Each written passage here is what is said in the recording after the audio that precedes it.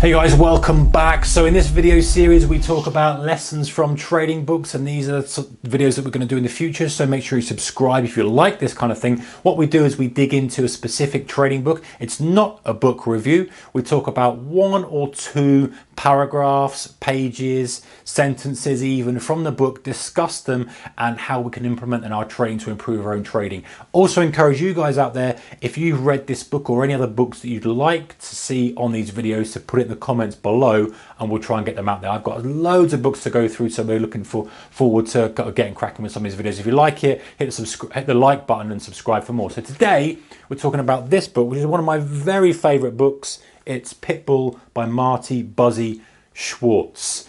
Big orange cover. And do you know, it was a long time before I found this book. It's one of those that isn't that commonly talked about in the trading circles, but it is honestly had to be one of my top 5 books.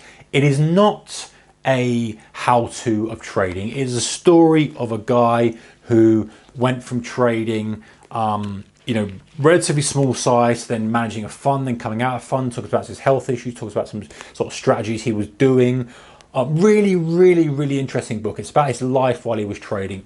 Thoroughly recommend it. Anyway, let's get to the point.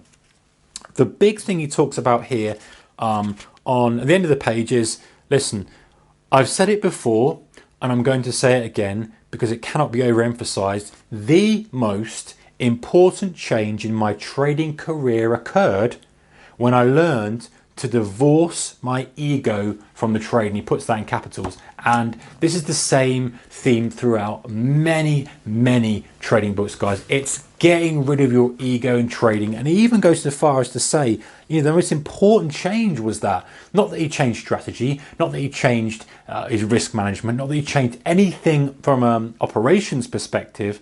It's just that he said, listen, I get rid of my ego in trading. I'm not going to be involved in it at all. And the other interesting thing here, guys, this is years ago, and he talks about, you look at some of the things, get this book for yourself and have a look. He talks about, manually putting in the moving averages, calculating them, and he was making money from that. And the final point I want to make from this book, which is what a really interesting thing, is he found a strategy involving bonds, and he would hold the S&P 500 overnight based on a bond move. You'll have to read it to get the full details of it. But it was really interesting that no one else was doing it. He found it, he made it his own, he made several million from doing that.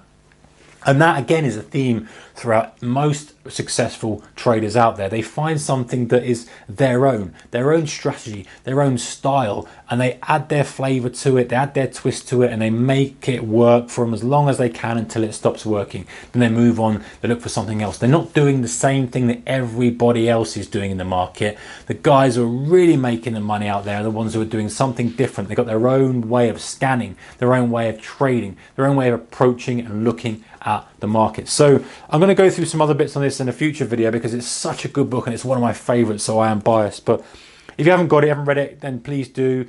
Amazon, I don't think it's out on Audible yet, the audiobook service, but I think you can get it on Amazon and anywhere like that, of course. Pitbull by Marty Schwartz, thoroughly recommended. Nothing technical in it, of course, as I said before, but it's a great story about this guy and his trading life.